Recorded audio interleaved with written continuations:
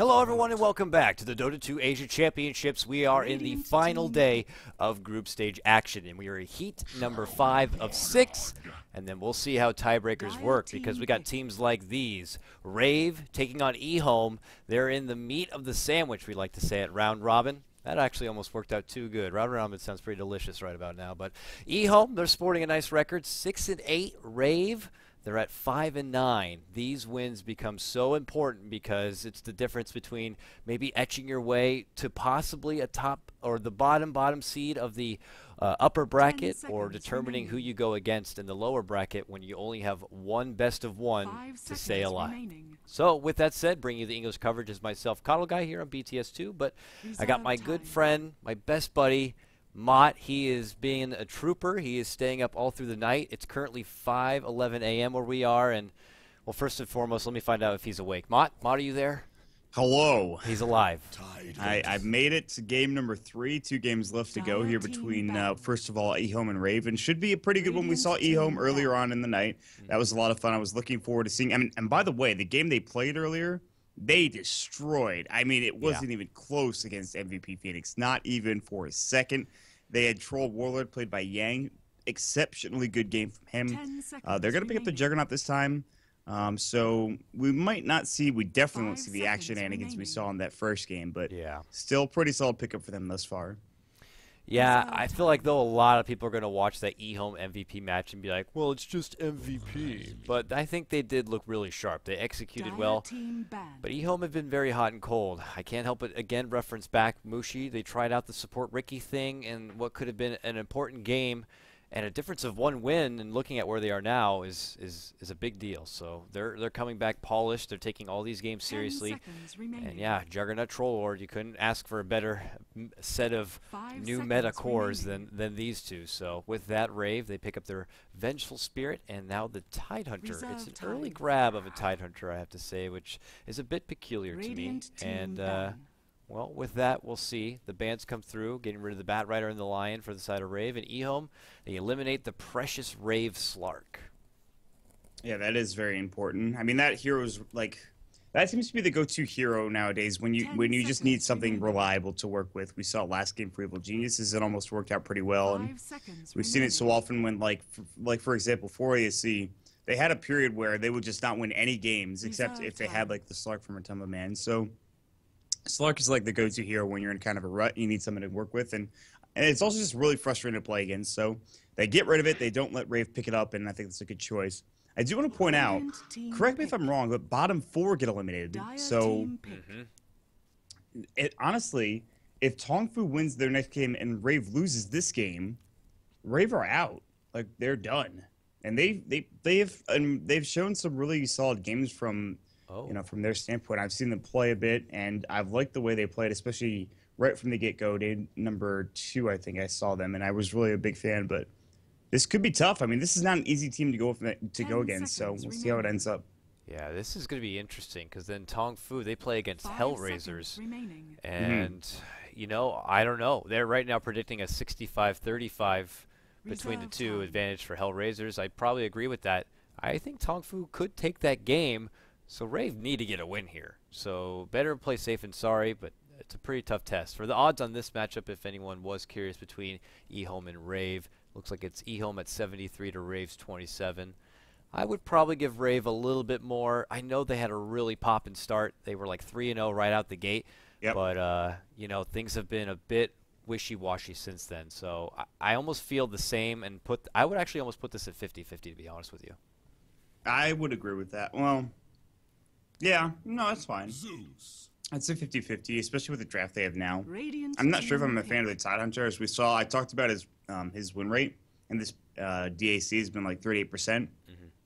It's not awful, but you'd like to see it better.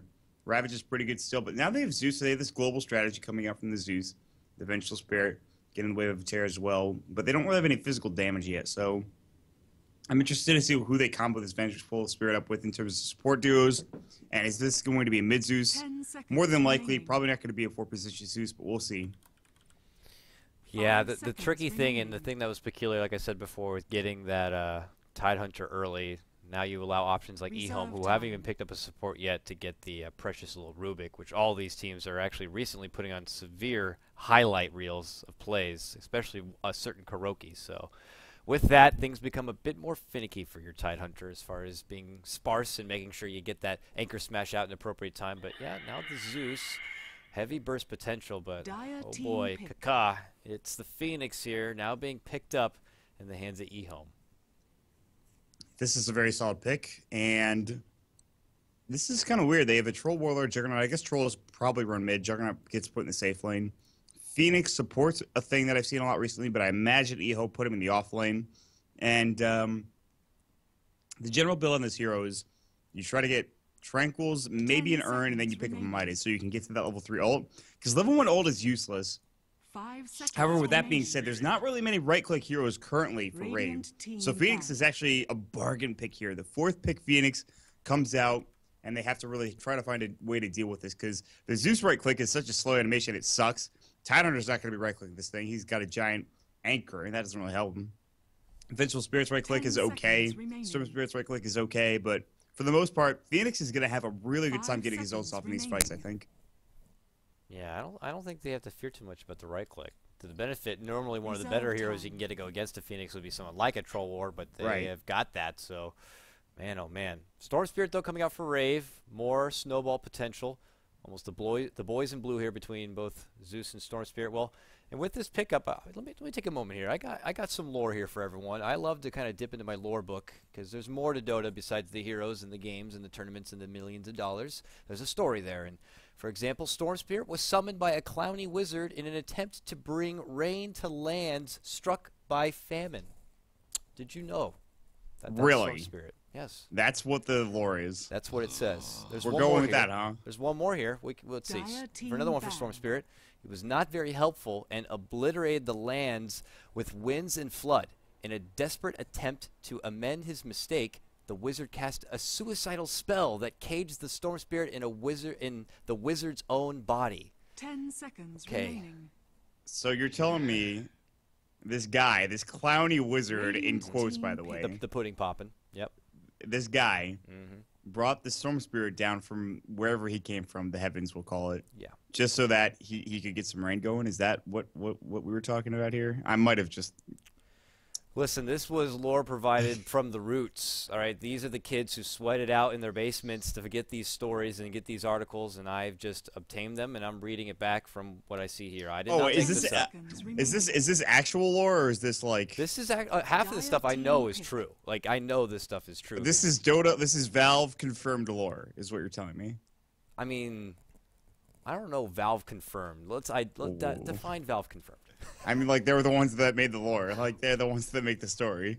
I don't know. Maybe there were, like, contributors who wrote it in, and then it was approved from IceFrog, and then was put in there. There's bits of description. Where did you find this? Let me just ask you this. Like, can you give me a source?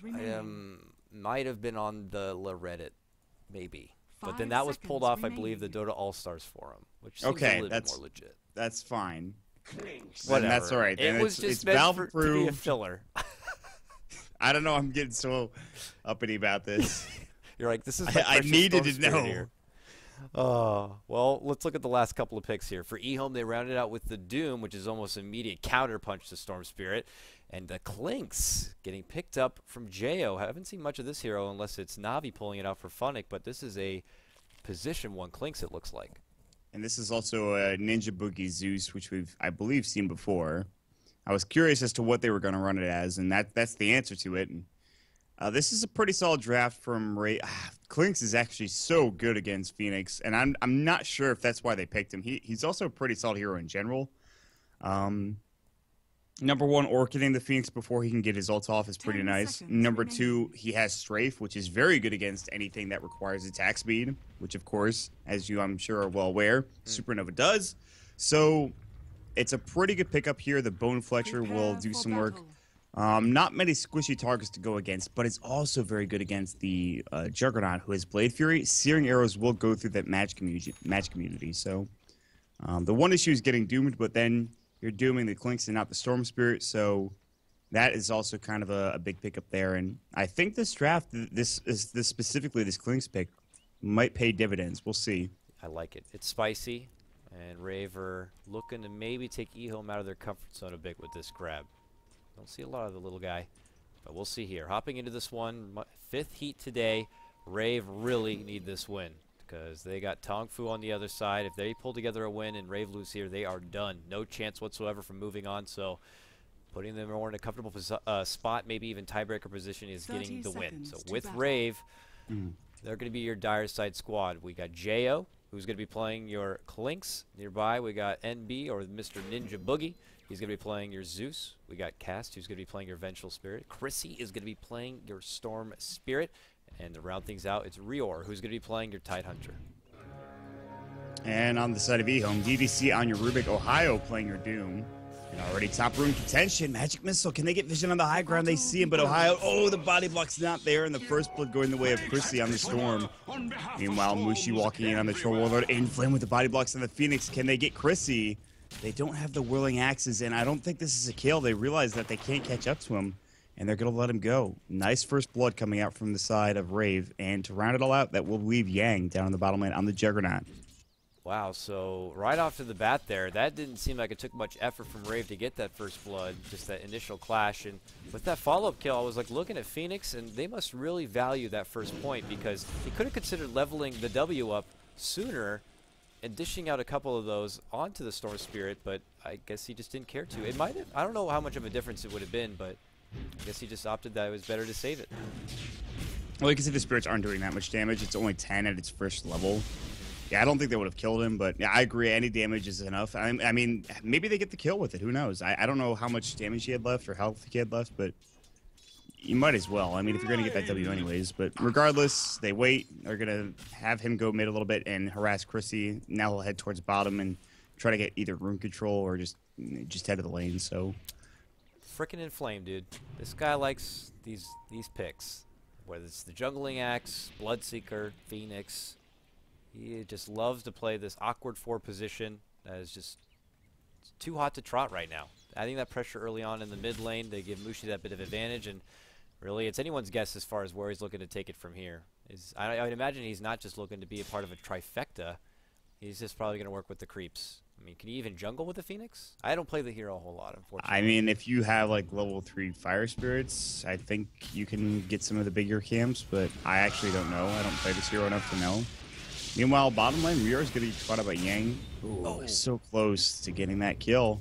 Just one extra bit of damage would have done the job. A little bit of right click, maybe if DDC was there. He already used his telekinesis and Fade Bolt, but right click would have been enough. But they can't get the kill.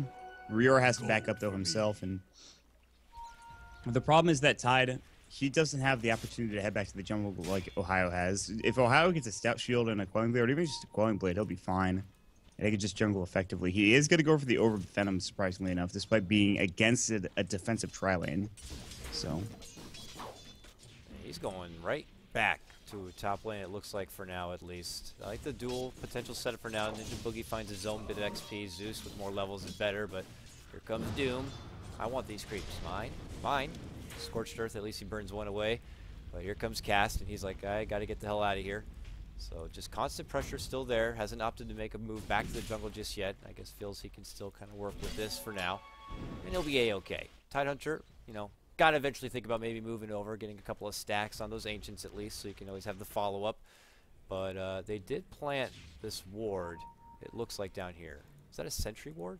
Yeah, it's an early sentry ward on the upper cliff, but it doesn't really scout anything out. I think they might have counter-warded already. I'm not sure. He actually has his ward down here, so they didn't. Just kidding. I'm going to go a bit on a tangent here. Go for it.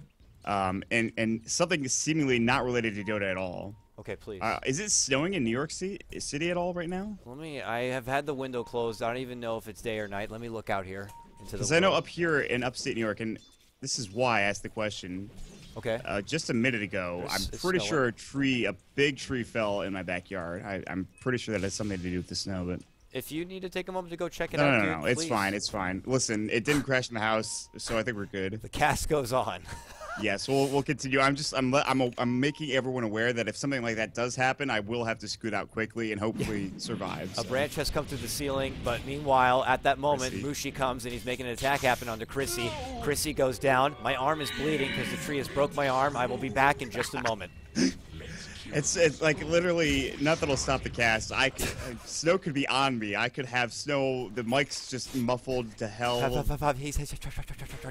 freezing to death. You're right, and just you gotta keep the cast going. Because guess what, guys? We got the all-nighter. It's 5:11 here or 5:30. Who knows? In the morning here for us in New York, the great Empire State that we currently live in, reside. Beautiful stuff. I peeked out. It's definitely snowing. Thank goodness I don't have to be outside. Condolences to you if you got to, but for all I know, I could be anywhere in the world. I could be in the Bermuda Triangle for all I know, just casting Dota. It's like a science experiment. Yeah, I wake exactly. I wake up, I cast Dota, I go to bed. I wake up, cast Dota, go to bed. I feel like I'm in like a crazy. Dude, you gotta get out. You gotta go and like work out, go for a run. I mean, you live in the city. Oh, Meanwhile, DDC. mid lane, DDC. Yeah, he's in trouble. Gotta get pulled. He gets taken down. Please don't disrupt our conversation, okay? So, meanwhile, Yes. Maut, I do yoga. I stretch out quite a bit between the games. Good. Yeah. Good. I mean, you have to, man. You gotta stay regular. Chris is gonna get jumped on. There's gonna be the fire spirits, and Chrissy, who just got the kill, is in some trouble. He's Dunzo McDunzo, and then Flame is gonna pick that one up. The flame spirits and the Icarus dive coming through, and yeah, man. Like, listen, I gotta get out more. I gotta lift some weights, and It's hard to get out when there's snow, though. So that's true. We're Tomorrow I'm not trapped. gonna be getting anywhere. That's a very good point. trapped with Dota, unfortunately. EHOME, though, they fire back. They even things up 2-2 in the early on. Let's touch base with the CS games here. We got both cores pretty much neck and neck. And then, well, for mid lane here, we got Mushi, who is at the top of the CS, 36. But when you look at the other side, poor little Chrissy is at 19-1. Your Storm Spirit now, who was taken down and sporting a 2-2 record. It's going to be a bit of a slow start for him. He's still trying to even get that level 6 and get that, the ball rolling. Literally get the ball rolling there. But Mushi's level 7. Man, he is crushing that mid lane. Yeah. Oh, he gets the rune too. I don't know if Jay was actually going for it. He doesn't have a bottle. He's got to shadow him, but that's not a good rune to fight into if you're Jo. But I mean, how are you crushing that mid matchup so hard? I mean, I know Troll's a very good solo laner, especially against the Storm early on in the game, but I don't think it should be that lopsided. Well, remember Phoenix was there at the start. Was that just enough of a boost, that little bit of harassment to allow I Mucci don't to... know. He was there for like 10 seconds, man. I don't think that's enough. They've been disrupting him kind of, but Chrissy's also gotten a kill too. He has gone down twice, so I don't know. It's kind of odd that that's been such a problem for him, but he'll be able to get back into it. They do have Jay. He's a player, you know. Yeah, he is. I mean, we saw that matchup earlier when it was like him versus SF, I believe, where he was playing TA. He crushed that matchup too, so not like a huge surprise that he's doing this because it's Mushi, but I don't know. You just expect a better start coming out from Chrissy. We'll look to dig deep here. He's got the early robe, inklings of at least the power treads for now. We'll see if it's going to be down the path of picking up an Orchid and looking to be able to get a couple of pickoffs. Cast has been constantly on the move. Has the smoke right here, and with Chrissy now at level 6, maybe they're considering some sort of early engagement, but no one's there at the top. We got Rior down here looking to scout out as he waits for this rune, or at least leeches the XP. Okay, leeching the XP as DDC is pulling it on through, so looking for scraps right here. And Jo, who does have his soul ring on the clinks, man, he needs to... I mean, you got two guys, two potential Orchid candidates. I wonder if they're both going to go home, or maybe just one kind of takes over, the other one... Maybe Chrissy's like, I'll just get a Bloodstone. Bloodstones are probably a fine option this game. Yeah, I don't know. I think I actually think that Storm goes for the Orchid and Jo goes for another build, like the Blink Dagger or something. We've seen a lot of different builds from Clinks recently, so now he's actually going to be the one that'll pick it up. He has 2 Sage's Masks. I don't know if they could both go for it. I don't think so. We'll wait and see, though. By the way, despite having a crushing matchup here for Mushi in this mid lane, they are actually only ahead by about 500 net worth, which is literally nothing. And a lot of that has to do with the fact that Ninja Boogie was able to take some of the jungle camps, and there are some ancient stacks going for Yor, and he has gotten a decent bit of CS as well. So, all things considered, not a bad start coming up for Rave, despite this mid lane having a really rough time. Yeah, no, I certainly agree. Oh man, creeping on in. Rior has Ravage, and help is on the way, dear. But he's just going to kind of poke his head out. Maybe he can bait them into an opportunity. I know Yang would love to use that Omni Slash, but looks like he pulls away for now. They don't have vision over there. I'm looking at it right now. So it looks like it might be just Rave wasting their time a little bit. Going to bomb to get something done, but there's nothing to do. If they want to bait a hero, I don't think Tidehunter is the hero to do it with. Especially on an Omni Slash. That doesn't seem the best use of your time. But I don't know. They're going to try to go on mid. Ball lighting in. Ohio will get caught. Electric Vortex. He did pop up his Scorched Earth, and since he got that off, he's actually fine. He actually had a Doom animation going, but Chrissy was able to ball lighting away from it. NB getting jumped on the Lightning Bolt going through. NB's going to go down to the Fire Spirits. More than likely, he'll tango up. Not going to live through that one. It was a good try, but Man, in the end, he's the only one that falls. Already shifted over, but was too late to even get the Ravage out. They had got the job done, and it was already hightailing it on out of there, so you're not going to get your big turnaround there for Rave. So that's a big rotation over, and he has to take the long walk back to bottom lane, where DDC's been getting a bit of a solo farm. He's trying to get level 6 on his Rubik here, and then he can snag up his own Ravage. And, he's got to walk away from Rior. He is starting to take a beating, but he'll walk on back and be fine. So with that, Ninja Boogie also coming down here. He's almost got his level 6. They could easily blow the hell up out of DDC once he gets that. I mean, there's a lot of heroes they can kill, especially if they can get this very early Orchid coming up from JO. I mean, he already has one Oblivion Staff. His second's not too far off. So, yeah, I mean, you get an Orchid, you get the strafe damage, you get a Ravage, you get a Zeus ult, and all of a sudden you're getting kills. And in fact, I really like the combination of a Clinks and a Zeus together. Clinks alone will be able to get pickoffs, but Clinks and Zeus together, they'll be able to find pickoffs on some of the harder heroes to kill, like a Jug. Meanwhile, Zeus ult goes, and that's exactly what I'm talking about in the top lane. And that's without the Orchid coming out. Zeus ult goes plus JO strafe. It's a solo kill in that top lane. It's working out really well, that, and then heaven forbid if Casimir's by, he's going to add a little bit of that cherry on top with the Vengeance Aura. So the bonus damage also coming from there, and, well, good successful pickup. Phoenix goes down. They step back. They're farming up stacks of Ancients here, and it looks like Rior is going to be able to recuperate a bit with Cast helping him out. And where's his gold at? Can you move your freaking golem so I can click on this guy? There we go. 1800. Yeah, okay, 1800. He's getting pretty close to the Blink Dagger. This is not a bad timing for this Tidehunter. Unless he goes for something ridiculous they can make, in which case I would be pretty sad. This is not a mech game. This is not a 4-staff game. This is a Blink game if you're a Rior. And I'm sure he knows that. Top lane defense could be up from EHOME. They will be going for the Midas for Doom. He's very close, one creep away from having it, or a Devour, which is on cooldown, or off cooldown, by the way. And I'm stressing every time I see a Devour or Midas off cooldown, I go a little bit crazy, just a little bit. Every time I see one, my sanity meter diminishes just a bit, so. Don't ever watch me stream if I get a Midas. Dude, I will be on your ass the entire time. I'll call you on Skip and I'll be like, Dakota, use your Midas, dude, please. Midas, what's that? Yeah, no, I probably should get better about that, not gonna lie. I mean, back in my day, the Midas was just like, oh, occasionally I'll remember, and we just use it on the creeps in the lane. Let me tell you a story after the Smoke of Deceit is done mid. And well, it's not really a story so much as it is a bit of information. Okay, fantastic. Well, we'll see. While are they going to do anything? Maybe hoping someone gets baited to come to the bounty. But no. Oh, Blink's done for Rior. He can actually send the courier and get it to me now. Oh, they know there are two heroes missing off the map now with that nice Zeus ult. That is a real just heads-up play from Ninja Boogie. Solid stuff. He gets all that extra bit of intel. The body language begins to change here. And now Rave can consider their options, but it's EHOME that are pushing down mid lane. Yang with that DD. Early chops come on out. They're trying to slow it down quite a bit with the glyph. But I don't think there's much they can do about it here. They're not looking to go to a counter initiation. They're just going to have to let it go. Yeah, Rior's like, I'm not wasting Ravage for this. We're not defending this tower. They might have to now, though. Blink Ravage goes onto everybody. Whip of Tear Ball Lightning in. What a fight. The Gush comes out. They get one kill, but everyone else is too tanky. Supernova does get used. Cat's getting chased down. Straight from the backside. Moosh, he gets blown up, but the Doom onto JO. The Strafe, the Flame Spirits are on him, and he can't do any right-click damage now. He has to back away.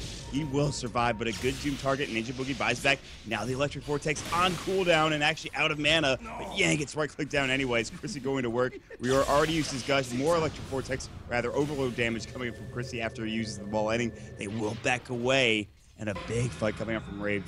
2 for 3, I think.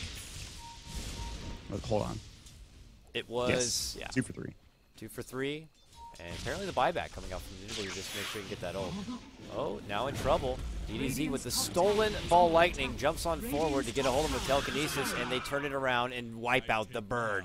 Oh, another sweet grab right there for Rave as they walk away. Baited, says Ninja Boogie as he walks on out from that one. Damn. Anyways, Maut, about that story.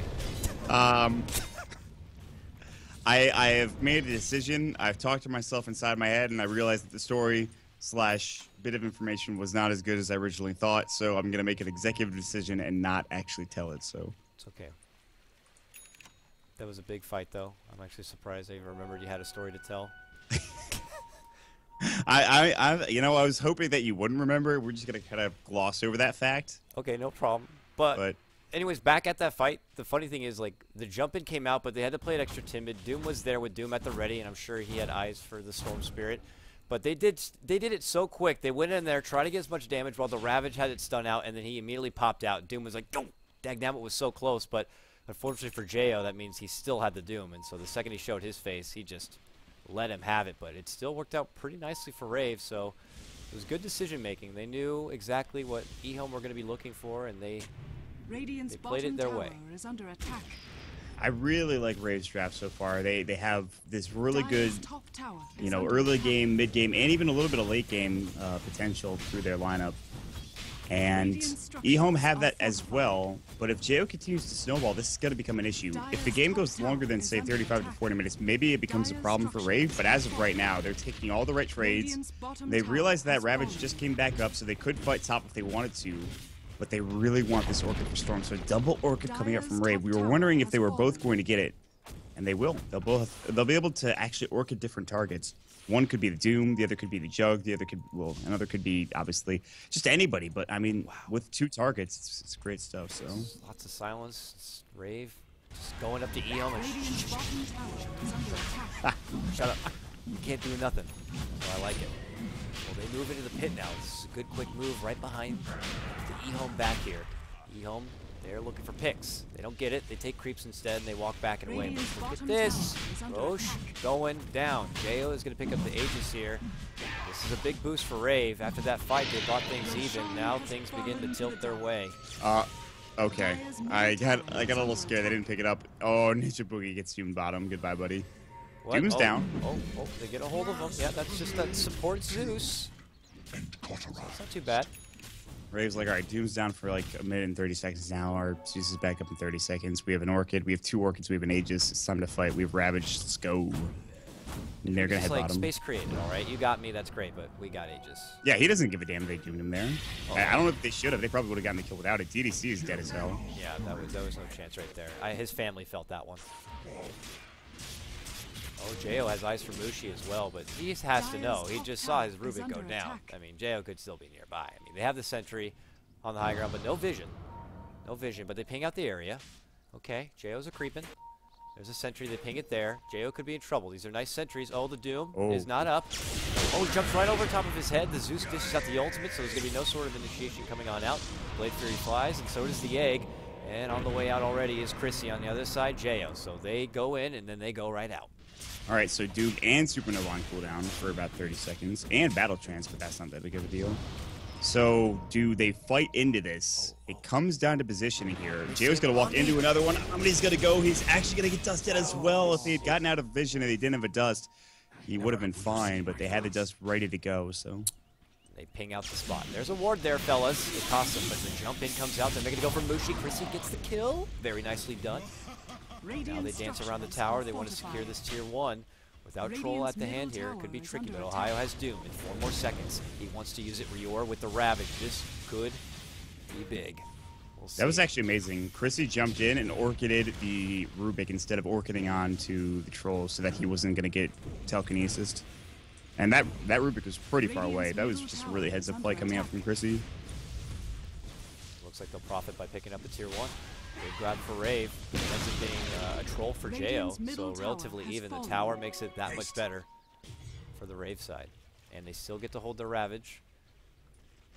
So, cool. Midas now on Jo. Interesting. That's a catch-up Midas, sure.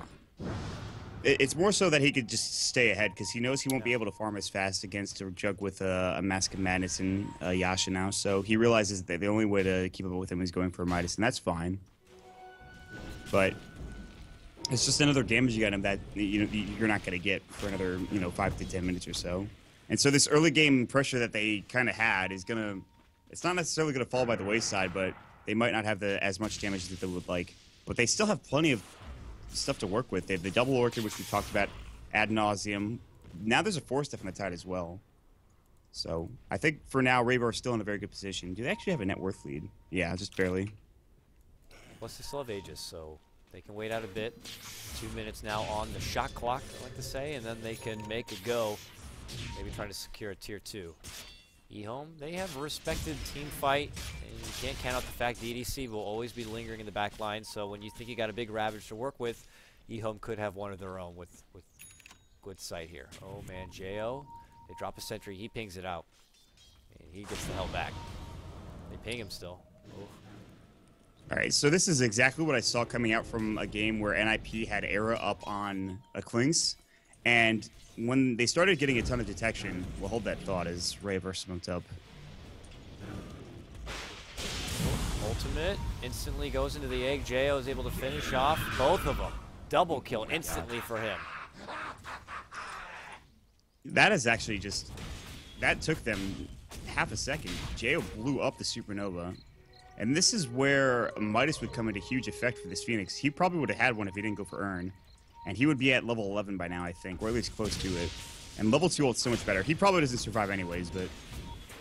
Anyways, so until there's a gem up here for EHOME, I think Jo could keep playing aggressively like this. But once they get the gem up, he needs to not be in the enemy jungle anymore. He has to be very careful about feeding away kills like that.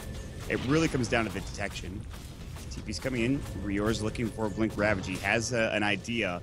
Yang has a BKB, though. This is going to be tough. They're going to defend the tier 2 tower. It is in deny range, and then they will just get rid of the mid lane. Chrissy's pushing into the tier 2 mid as well. Aegis has got to go down any moment, it feels like, here. He's poking, though.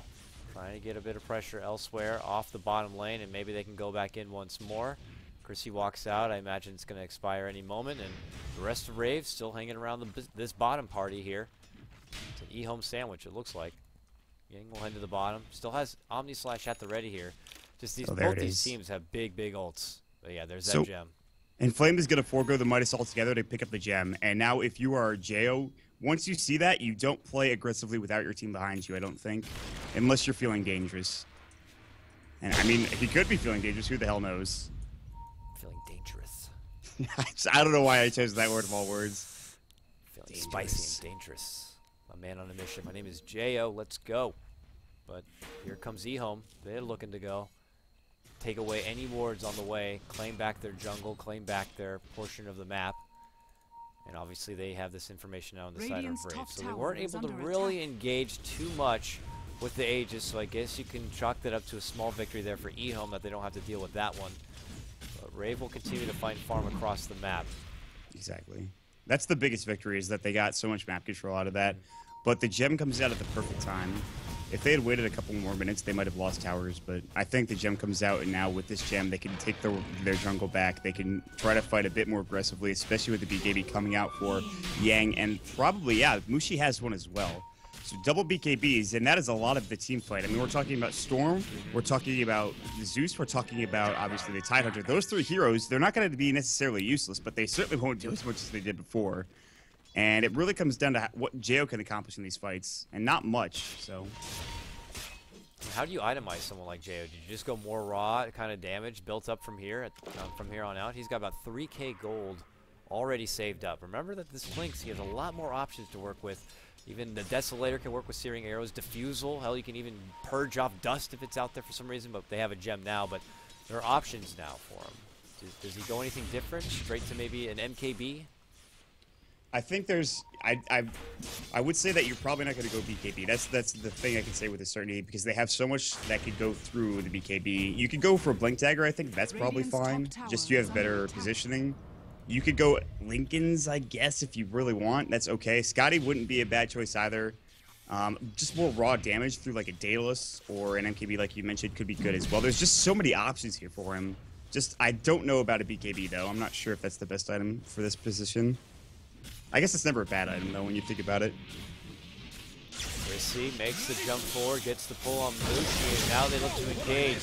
Ravage at the follow-up, and Jo heads on out with a killing spree for himself. Here comes the Omni Slash on the Beast, and they're able to take him down. And BKB is to follow it on up, and EHOME, are they looking to push forward? They are not, so it's a trade to the benefit there of Rave. The way that Mushi was out on his own, I figured that EHOME was going to be there in a split second to, you know, come forward, but it just wasn't there, and they got the job done on Mushi pretty damn fast. Yeah, that was just really good positioning again from Rave, and they're more than happy with that trade, I think, coming out. Like, I'm pretty sure the Tide also bought before he died, too. So Ravage was already down. They already got the kill on one of the cores, a big core at that. And they expended Omni Slash as well, which is not the longest cooldown. But they go for mid, they get the kill. Phoenix is caught out. Chrissy's got a TP away. DDC's got to walk to the high ground and actually just misses him. Was looking for the telekinesis, but really smart play there coming out from Chrissy, who's been putting a lot of work this game. So, and did they? The gems on Doom. Just kidding. They make that. That's something that makes Blitz proud. That is just quick assassination. Jump right on the bird. He's not even safe under his own tier 2. So with that, they need to make sure they can at least get some wards out.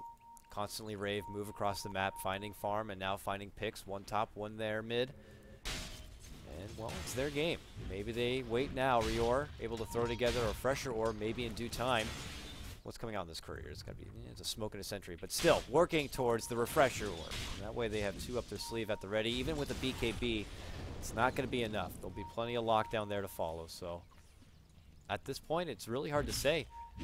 I don't know who really has the upper hand. I feel like Rave is a bit ahead here. I think they're itemizing super well. They get the Lincoln Sphere coming out from Chrissy, and they can put that onto Jo as well, so they can block the Doom if they try to go on him. But it's more so for, I think, Chrissy himself, so he doesn't get doomed. And they're going to go for Roche again. And I think Jo is either going for Lincoln Sphere himself, or he might be building towards that Scotty. I think Scotty's the better bet, but if he really wants to be safe from this Doom, then they could certainly pick that up for the Lincoln Sphere. But here comes the smoke from EHOME. It's going to pop. Rior's going to see it. Instantly blinks away. So he knows trouble is en route, and he's got to put himself in a better position. He's got 15 seconds till the Ravage is up and ready to go. He has the blink, mind you. Yang chops down that ward. Roche goes down. Jo gets the dive, and they get the Doom on the Rior. So there's going to be no Ravage. Yang also gets the instant kill, taking out Vengeful Spirit, but the return kill there on DDC. Up, back, and behind. They finish off Rior, but down below, Jo still hiding under the dark. It looks like they're going to have to step away with the support takedown they have. It's Chrissy and Jo still alive, as well as Ninja Boogie, but he's up in a different planet. But not too terrible there. Rave still got the Roche. They only have to lose their support, and then Rior, who didn't even have to use his Ravage, rather. So I think when they come back, they could just go for a push. At this point, it's a game of cooldowns, and using your cooldowns effectively when you have the upper hand, when you have the Aegis, for example. When Rave respawn, it's their job to push down mid or push down a lane and try to take a tower off the back end of a fight, or just take it for free. And there is that Scotty for Jo, and this is the perfect choice coming out for him. Gives him that tankiness that he needs to stay alive. Without Death Pack, by the way, he's up to about 1700 HP. Level 3 Death Pack is going to be doing some work, plus Searing Arrows, as well as the Scotty slow, which is really good. The attack speed slow is huge. Obviously, the move speed slow as well. I can't even keep track of what Chrissy's doing. He gets 1 kill while lightning's away, and Guy's a freak. He's a hitman, for God's sakes. Now Jo with that Scotty, he's doing a little bit of that icy hot damage right now into Inflame, and the bird is going to get roasted. With that, they pull him on away, and that's quickly 2 supports down. Rave are going to easily press towards tier 2 towers here. It's not a long cooldown for the Rubik, however. We'll see. I don't think it's high ground time yet, but you take a tier 2 here, maybe cut to the top lane and take a tier 2 there. And you're still sitting good, and you have still some time on that Aegis. man, I don't know if you've used Icy Hot, but it's not the most comfortable feeling in the world. So just be careful where you put it. Let me tell you that. Yeah, I had pulled like a leg muscle that was a little too close to home. I feel you, man. Listen. Every athlete knows that Oh! pain. Gets the level death Ranges, to pop onto though. Chrissy, but he pays with his life. Jo will now unleash the right-click Fury, but Mushi's going to greet him in the face. Ravage will not cut onto them. They have BKBs, so they're able to take out the both of them. Second Life's going to come on through, and they annihilate Ninja Boogie. Now Jo, the last one alive, gets off his right clicks, trying to get out one. Does get one, but he could still go down. Yang is looking to chop him down from the backhand side. Chrissy, back from the dead, back and above, beyond, and will get taken down from Mushi on the top. Now here comes Inflame, looking to catch on up.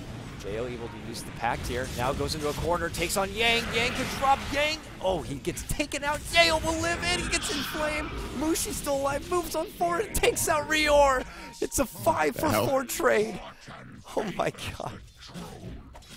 Interesting fight. I thought actually that Lincoln Sphere blocked the Doom, but it didn't. He knew the Lincoln Sphere was up. That was the first time that they actually had a fight with the Lincoln Sphere, but they saw it. Chrissy had fought them a couple of times, so they knew it was up for sure. And just a really nice play to Doom Chrissy, take him out of the fight, and then all of a sudden they go to work. The Battle Trance did so much work. Yang was out on the front lines, killed 2 heroes, then Omni slash the Venge killed a 3rd, and by that time everyone was already backing away. And really they just couldn't do anything there. And, you know, they get the tier 2 tower, but they try to go high ground, and I think you were talking about maybe going for the tier 2 tower top. I think that would have been a good decision. Instead, they stay mid a bit too long for whatever reason. And that is a huge engagement. It does dip the net worth gold back to about 5,000. Bottom lane, there's going to be the old Scepter Ninja Boogie's like, please don't kill me. Rolling Axes will not connect. He will be able to walk away just barely. He'll be fine for now. Big, big fight. That is not a fight I'm looking to cast at 5 in the morning, let me tell you, if you didn't hear the English. But, oh, Mushi almost in trouble. He blinks and BK's Bs just for the extra safety precaution. He's able to make it back home. And so, for now, 15 to 20 is the score. Rior is getting dangerously close to this Refresh Orb. I say dangerously close, but he actually still needs the Recipe and the Perseverance, so all told, he'll need about 3,000. But Chrissy is going to be going for a Link, or not a Link, because he already has that, a Bloodstone rather next. He has the Soul Booster up, he's ready to go, he's ready to fight. He wants to get in and out as much as possible, have his mana pool as large as possible. Jo is pretty tanky, he Death Pacted a creep. I believe he sees them walking through his own jungle. No, he has no idea. No idea. No, he is Skeleton Walked. We'll see. Yeah, get a TP top. We see some pings. Doom has the gem. They are just to the south of him. Zeusol, now they know. They have a pretty good understanding of where they are now. And they immediately get the hell out of there. Whoa, that was a little too close for comfort. So Rave pull back and away. EHOME, man. Big, big fight for him. This is their time to come crawling on back and maybe look for a couple of objectives themselves. They got a little bit of time before Roche is going to be back up, and I know Rave would love to wait for that one, but they might not get the opportunity here. Looks like EHOME wanted to set the pace up here. But the nice thing we do have going for them is maybe some potential split push action. You do have the Clinks. He's one of the best guys at this, so we'll see. I will say, Jo has done a very good job. I talked earlier about the gem and making sure you don't get caught out, you know, trying to shadow an enemy or in the enemy jungle. And he's done a very good job of making sure he's staying nearby the Vengeful Spirit or another support and just not getting caught out.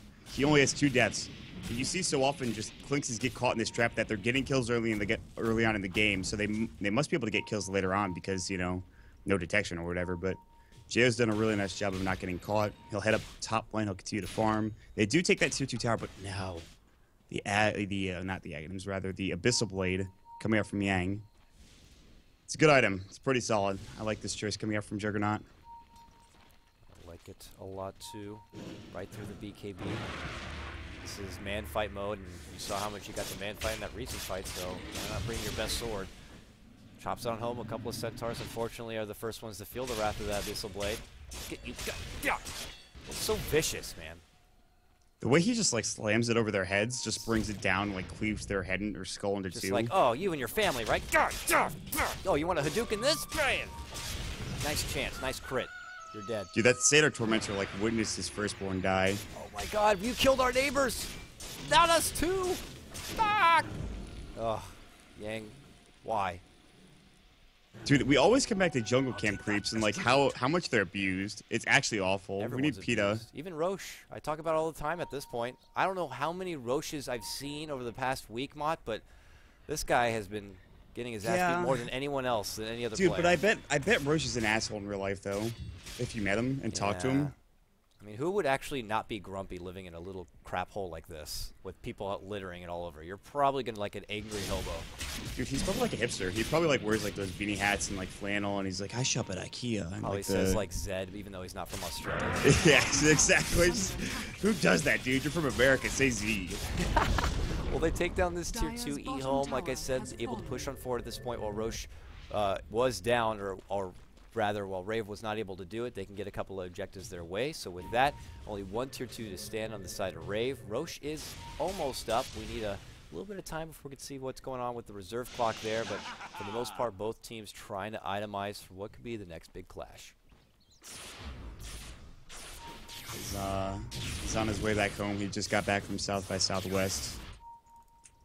Seeing some awesome hipster music bands, indie music bands, the best of the best. He'll head into his apartment, see what's going on, see what the big deal is. There's the refresh orb coming out for the Tidehunter. Reor picks it up. That is not bad timing. Like generally around 33 minutes or 30 minutes. Like sometimes you'll see like right around that time. 28 minutes is like I think it's very fast. Especially if you go for Blink Force, like Blink Force. Isn't that what we were calling it? The standard. Yes, the standard. They gotta make a website, the dotastandard.com. You go there and like this is the new standard for the Lincoln's Morph. This is the standard for your refresher Tide. And I'm making the Maut standard. The Maut standard. Level 4 Enigma, 10 minutes into the game. That's the Maut standard. The Zai standard, what is it? Level 7 at 4 minutes in. So. Oh damn. It's the top to bottom on that one. But the nice thing though is for Yor is being able to commit. You know, he goes all in for the refresher orb, but the thing is hopefully he's getting off both Ravages in his one life, and, you know, if at that point he doesn't really need to buy back, I suppose. So it's better to just go in, have the refresher at the ready. They smoke up, they're going for him, the hipster, the big boy, the Roche. Can they get him clean, or has EHOME got something to say about it? Well, Roche is not up yet. He's still on his flight in first class, I'm sure. And yeah, they're going to check it quickly. He's up in a minute 19. This really comes down to who gets the initiation.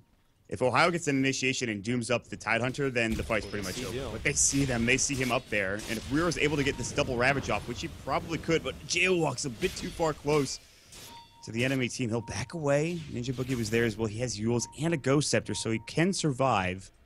But both teams know that Roche is up soon, if not already. And this is going to be a huge fight. It better be huge. We've been waiting a while for it here. So both teams obviously have a lot of value in what this next Roche means for them and how this game's going to be going. Even the bird. Are you in there? Nope. Okay. And he pops right back out. You'd have to have pretty damn quick reactions to stop him from doing that thing. So it's a good, secure way to kind of scout it out. Literally the bird's eye view. One of the only times that an illusion rune at 35 minutes in the game is useful, Chrissy gets one. He sends an illusion into the pit, and that's actually amazing. But it's not going to matter because both of them are going to know its max duration, so they'll get in the pit pretty soon. And I don't know, man. This is going to be tough. Like, I don't think if you're EHOME, you can't really all just run into the pit, you know, unless you find out the Tidehunter and you doom him before he can. Chrissy sees Inflamed TP back to base and he takes him out immediately. See you later. Oh, but he runs right towards Mushi. Mushi blinks up. He didn't know he was right next to him. I think he saw him and he thought he was still moving from the ball lightning, and just like, I don't think he gets to the bash off anyways. That 10% chance is just, he didn't have enough time to get there and work with it. So they forced out a lot of TPs. Roche is up, and with no Phoenix, I think this is your time to go. They have a Chrysalis up on Jo as well. They have plenty of damage with Wave of Tear. I don't know you can contest this for EHOME. Go. Raver just trying to get in there real quick and get the job done. Jo hits pretty hard, but he's going to need a lot more help. It's not too late yet. They're Yang coming. is walking over there. They coming. have the BKB. Oh, BKB's on cooldown for 16 seconds, but he's going to jump in Casket to get blown up. He doesn't give a damn. The Ravage goes, but actually, he was still Omni Slashing. Ravage does nothing. He goes down. Jail. Did he get the Aegis? Yes, it will go to the dire side. Aegis already expended. BKB, Doom not used yet. He did get Lincoln's pop. Now they're going to go to work. The Abyssal Blade from Yang going out of Chrissy. Ball lightning's further up to the high ground. Pops the cheese so it can survive. Anything else going around in the backside? Nothing. No kills, no fighting breaking out. Just a lot of finger wagging, I guess. And that's that was just like one and done. Like, then they split. They had their own bit of respects right there. It was a pick for a pick. Oh, they jump in. They do it again. Pop the level death, and then they put it to do Chrissy. Ravage. Gotta get away. Reor gets the Ravage off right before he dies. It locks him in place, but Yang has BKB, and he finishes off Chrissy. Now he goes for Jo. Buddy. Jo cannot get away, turns around, packs the heal on up, and now tries to bring up the right click, the save from Cass to swap him back, but can he get far? Yang chops him down with a crit at the end, gets him to triple. Chrissy with the buyback moves up to get a hold of Yang. Yang now silence, orbited up, the stun can come to follow, the burst coming through the lightning strike, Yang goes down. Return and a domination streak picked up right there for Ninja Boogie. I don't know about these fights, man. Like, Reor is getting too excited. These Ravages are questionable at best. And actually, Chrissy's going to try to fight again. He's going to find DDC, but now he's got no Lincoln Sphere. The Battle Trance is going to go. Chrissy's going to fall again. The dieback's going to go. He's down for 60 seconds. He just bought back. He's down to 5 Bloodstone charges. That is when this item is the most useless. When you have less than 8, it becomes actually just a glorified just mana item, essentially. But for now, it's actually just terrible because they don't have Jail for 40 seconds. They don't have their Storm for 40 seconds. They might actually be able to go high ground here. That's the crazy thing. We'll see if they decide if they want to. Does not take too long, and now they can just strut their stuff there. Not really a threat. Both Ravages used. Ninja Boogie's just like, I gotta do something. I gotta zap the hell out of him. Just get the hell out of here. Anything is possible. Gush as well.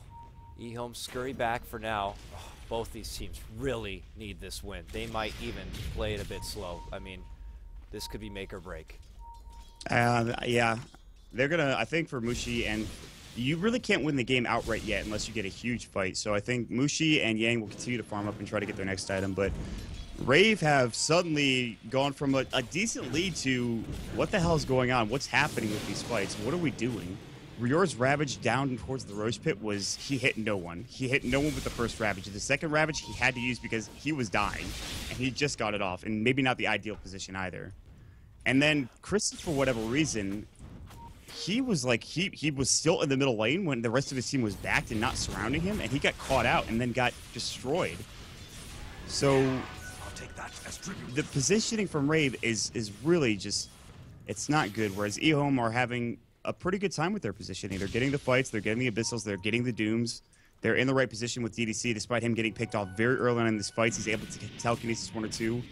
I mean, the supports don't even need to do anything, honestly, for EHOME. You just have your cores run in, you Omni Slash, you Supernova, you do all your cool abilities, and then that's it. You win.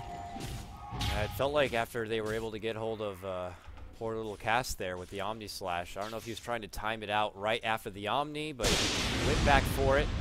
And you see Ninja Boogie's going to dish out the ult to see that all of EHOME are in the top lane. But when he jumped back, maybe he was anticipating that all of EHOME were going to be right behind him, or that he wasn't going to be able to BKB thereafter, but that poor little Ravage ended up working out, and the fight quickly dispersed, and yeah, it could have been the deal breaker, but for now at least Rave, they push themselves all the way to the bottom, maybe looking to go for a trade themselves. Look at EHOME, though, smoked up, coming in behind. Oh, they catch up with the blink and blink on in, and the Shivas is going to slow Rior down. This is going to be a slow death, and it's a quick grab for Yang. I don't know if I've ever seen Rior get off a Ravage that he's wanted on his terms. Like, I talked about how whoever gets the positioning probably wins. Rior has yet to get a Ravage that he really wants. And I think that just comes down to EHOME playing such a solid game so far. So that's really where the positioning comes in. And Rior, again, I don't want to put all the pressure in, and I'm not trying to call him out or anything, but I think that this is, when you pick this title hunter, you have to make these plays, especially with this Refresh Orb. They have plenty of time to work with. They haven't lost a Rax yet, so he still has time to make these plays with the Ravage. And they are getting a lot of farm. I mean, Geo, if he can stay alive, hits like a truck, man. But it's just so difficult because one time there's going to be an Omni Slash, the next time there's going to be Doom in your face, the other time there's going to be Battle Trance you're going to get wailed on, so there's a lot to deal with here. I mean, I gotta say, I will try to play devil's advocate. It might not be the easiest tied game with a Doom on the other side. No, definitely not. Absolutely not. This is a hard game. Rubik as well, you know, it's pressure on him, but that's what happens. They picked a second pick tied, so they went in for that, and they allowed these options to be there. Now jumping in and out, Chrissy trying to divert them, maybe bait out some BKBs or something, but Rior shows right back up, gets into the mix. He's got a double Ravage. A big fight here for Rave would give him a bit of life, a bit of time. And conversely, there's not much you can do as a support Zeus. Like, you're a walking R button. Maybe you get a Yules onto an enemy hero that's going to work, but other than that, your main goal is to get vision, number one, and to do damage. And actually being away from the fight might even benefit him, because at least he'll stay alive. But you know, whereas if you had another scaling support that worked well, like Avenge, I mean, if you had, say, something like a Lion, for example, which I think got banned out, they'd be able to maybe keep heroes alive with really well-timed Earth Spikes and Hexes, but they just don't have that control. I mean, Venge is good with Swap and Magic Missile, but she dies so quickly, they're actually Omni-Slashing her, like, as soon as they see her, so that's another reason. That's another reason why Rior has so much work to do, is because he doesn't have that second support to help him out. JO in the meanwhile and company, they smoke to bottom in hopes for maybe an EHOME pick, but when they see no one's there, they do the math or deduction to know that they are up and above and in their jungle. And if you look at the vision here for EHOME, they planted a couple of very nice aggressive wards, so they will know at all times exactly where Rave could be. If they're not in base, they're somewhere along the bottom trying to do a split push, and that's when they will engage towards the mid lane and force him back. And with that, TP comes out. Yang starts chopping it on his tier 3. No glyph at the ready. He's going to get the heals. Ooh, they could have swapped him, I think. Yeah, I think Cass waited too long there. I don't know if they get the kill anyway, but... Yeah, they take the tier 3 tower with no consequences whatsoever. So, as it stands now, I mean, EHOME, they're just playing this really well. They're super farmed on Mushi now, who has very close to a butterfly. Yang actually blinked onto the high ground, unfortunately, but they're surrounding him, so he's fine. They actually have a double damage rune as well for him. I don't know what you can accomplish now for Rave. Again, I'm not going to continue to harp on it, but I think it does come down to a Smoke of Deceit into double Ravage. And now, so many Scotties. This is a 3 Scotty game. Troll has one, Jo on the Clinks has one, and now you have Mushi picking up one as well. That is a lot of stats. A lot of coldness. More icy hotness, if you will, but I think the only thing Rave can hope for is maybe either a big high ground turnaround with double Ravage or getting the EHOME when they try to go for a Roshan contesting there. But if they lose big in another fight, it's pretty much the nail in the coffin. At that point, they could just finish out the set of racks, potentially in the mid lane, take one on either top or bottom, and then that's pretty much going to be it. But they will fight to the bitter end. This is Rave. This is a big position for them. They need this win. I mean, I obviously don't know the math and how the other games ended up turning out, but it could be the difference between making it to the next stage or not. I think at this point that they control their own destiny with a win. If they lose, Tong Fu plays next series. We might even be casting that. I'm not sure. Yes, we are actually. Okay, well then we're gonna figure out who gets in real quick. Actually. All right. Well, it's better to get the win and be safe. And if there's gonna be that fraction of a chance where maybe EHOME sidestep, go out of bounds, Rave can capitalize and make this game back. And if you're EHOME, you got to be feeling really confident and you slow play it here. You play passive, you do what's right. If you got to stall out, wait for the Roshan secure for yourself to just make that final hurrah push, then so be it.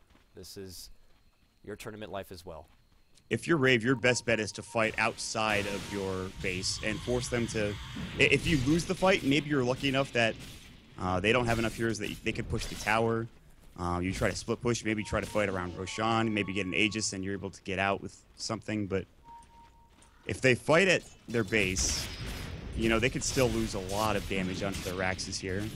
And maybe even lose the Rax in the process.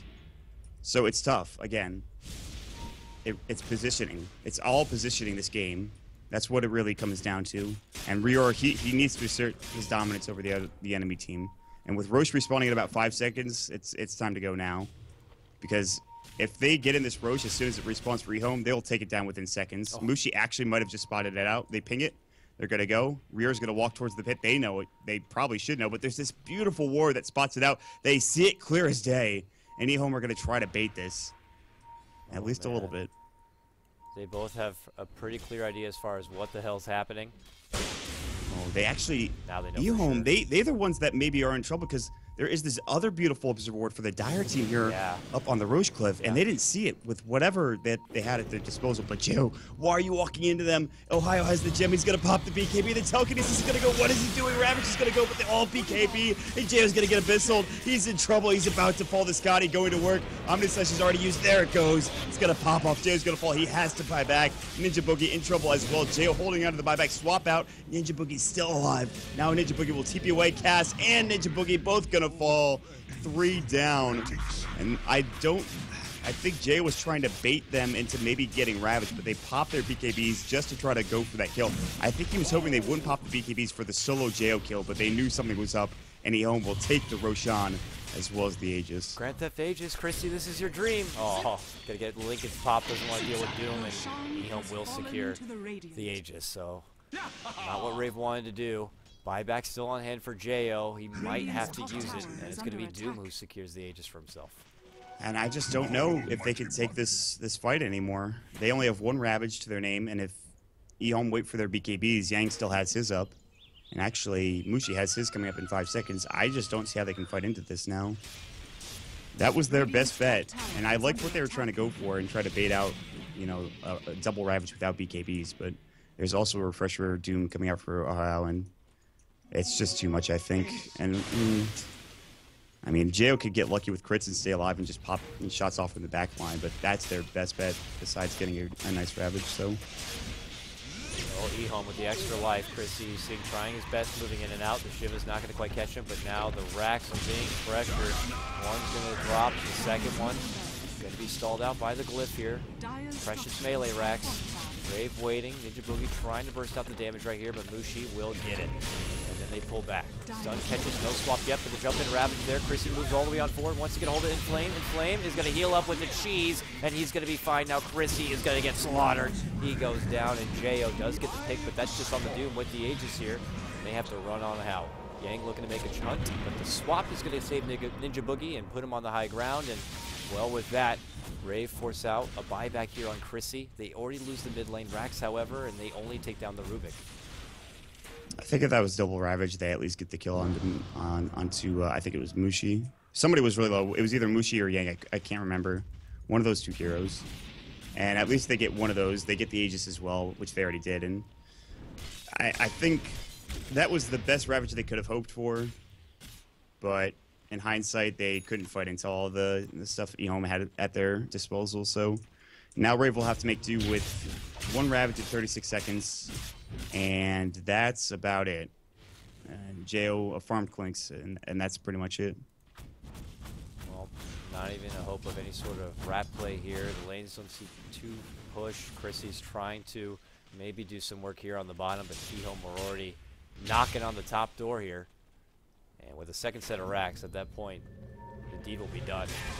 Yang moves in and starts chopping in. Still no glyph here for Rave. Jo tries to poke, takes down the healing ward, and they still have plenty of heal behind him with the Phoenix. Chrissy jumps in, pulls on Mushi, right clicks come out from Jo. It's actually reasonable damage, but then here comes the Blissful, here comes Yang.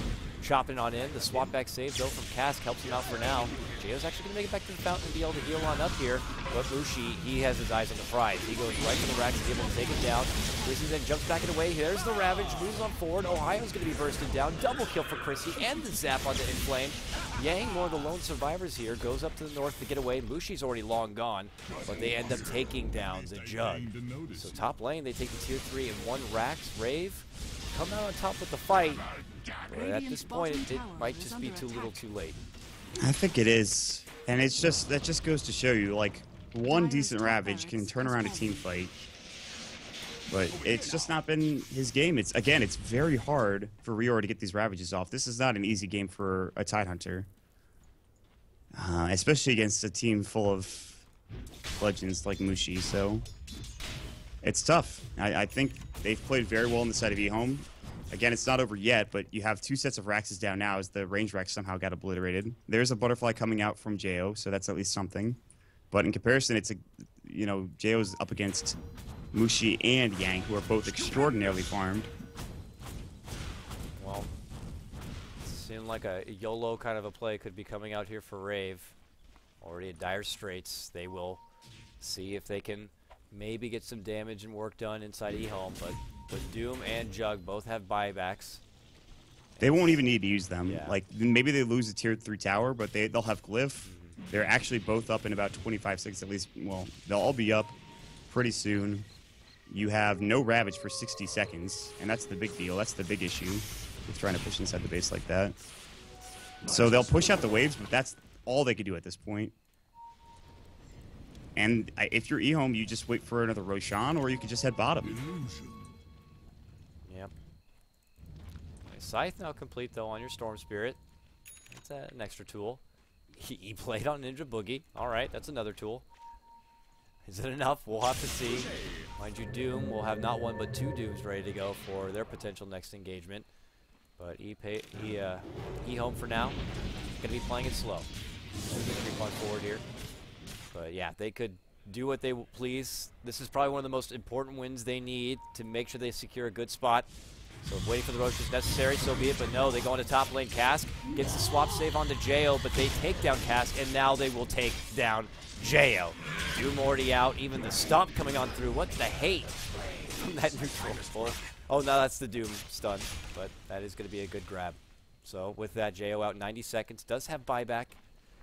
But EHOME just continue to dominate here. And now mid lane, Rior trying to get away, doesn't want to have to use the Ravage here, gets Yulesed up, and he will be brought down. Mushi just kind of chops them all apart. 80 seconds with the buyback. That's going to be Rave's final hurrah. Yeah, they have to buy back now and defend.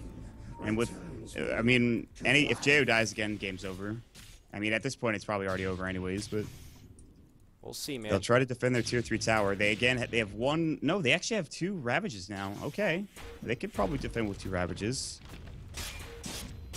Maybe not so grim after all. Attack on door. They're going to go. Yang's going to get Ethereal Blade, and he's in trouble. He's actually solo, but there's the Ravage going through. Ohio pops the Doom, but they can't get the second Ravage off. He got doomed up. Chrissy in trouble now, getting blown up by Mushi. Yang is already dead, though. There is no buyback coming up from Chrissy. Mushi's going to get Magic Missile. He doesn't have BKB. He already used it mid lane for the Ravage. They will defend. They only needed 1 Ravage to defend their high ground there. And they actually... I think they're drawing a line down middle lane coming up with the swap down and Inflame. Inflame, they get him! Triple kill for Jo. 4 kills coming out for them, and that's not bad. But again, is it too little too late here? Yeah, lots of threat in the base already. They'd have to push this out. Who's going to be able to make it to the other side? Jo down here has... Oh, he's going to go for the Blink Dagger. Swapping it up a bit. No TP on hand, mind you. And no buyback. And he looks to head right towards the bottom. And with a tier 2 as well still on the top, at this point going into the base, you have to go for the jugular. But Rubik's already going to be up in about 2 seconds' time. And, well, your Jug has got another 40 seconds to go. This is as good of a window as you're going to get. The problem is that you have to push out all these lanes, and you're going to have to continue to do that. And EHOME don't have the BKB for the Troll. I'm not sure what happened with the Juggernaut, but he got killed very quickly. So not the best positioning from EHOME, not the best engagement for them. But a solid defense from Rave. I don't know if they can, even if they take like 3 or 4 more of those fights, can they get outside of the base to either get Roshan or another objective, whether that's the tier 2 top or the tier 3 mid or bottom? Can they actually get any buildings is the real question, because that's all that really matters. I mean, you can win all of these fights, but if your tier 4s fall, if your Ancient goes down, you're gonna, I mean, you lose, so... You already have something like a boot to travel on Yang. EHOME could just as easily rend up right back in your base. And, well, it looks like Rave just kind of have small eyes for Roche. It's about a minute and a half. So maybe they wait it out for here, but EHOME don't even need to go into their buyback bank. They are already en route. They smoke up, and they are on the move. They don't want to give even the second Ravage a chance to come back and online. They're ready to party. They're going to look in. They're going to see there's no Roche. And they pull back out. EHOME don't have buyback on Yang or Mushi. They're actually like 100 or 200 gold away. I don't know if this is the play. I think you should back up and farm that buyback quickly, and then head over to Roche. They'll have DDC. He'll try to continue to get vision. He's actually going to get rim-gated. He's going to try to steal, but the Link Sphere is going to go, and B's going to go ahead and counter ward quickly as that ward that DDC just put up is actually gone. It's a big ward for EHOME to be able to have that spread and that know-how in case maybe they do consider waiting and selling out for Roche, but Rave take that bit away, and they already have to go back on defensive duty. Tower defense, Space Invaders, whatever you want to call it, they got to get these things the hell out of their base. The true defensive Ancients now. Some effigies are falling quickly. That's where it really hurts. I mean, whenever my effigies fall, I get pretty upset. I'm not gonna lie. All right, they have the Troll buyback now. Jug buyback is gonna be coming shortly thereafter. In fact, he's got it in 90 gold. And actually, they're gonna have it for 4 of the heroes. They don't need it on GDC. Roche is up in 15 to 10 seconds. Will we see the final fight, or will Rave actually be able to clutch this out? Let's see. There goes the scouting vision from Ninja Boogie. They see Yang. He blinks forward. He wants to go for Yang. It forces out the BKB, and he pulls right out. Yang will not have a BKB for a potential engagement, but he gets the catch out on the cast. It takes him out with the Omni Slash. It's a quick hit, and they don't have that saving grace, that swap anymore. At least not for another minute. EHOME are just going to push themselves all the way to the final racks. That could have been worse. Rior almost got caught with that Omni Slash, and he actually was able to blink away just in time. So they only get it on cast there, and he's up in 40 seconds. But this means they can't contest Roshan. And now with an Aegis, Double Doom, Cheese, BKBs, Abyssal, I could go on for days. Look at this It's garbage everywhere. Just there you go. Get it all, guys. That's all right. Listen, Did your mothers ever tell you to be clean, be hygienic? Come on now. Here we go, EHOME. Moving on forward here, bottom of the base, Rave. Final hurrah time. We got 2 Ravages at the ready. So help me God if Rubik is able to steal it and turn this right back around. They're going to be doing this. Vengeful Spirit is back. They got their swap. Can they take a fight? They were successful in their last defense, but they couldn't get a lot done. And now their tier 3 will drop. Potentially. Miss, miss, miss. Miss. More misses. Oh, those are illusions. So with that, they're able to not get it. Wow, 17 life. Deny it. Come on. You know you want to. Real.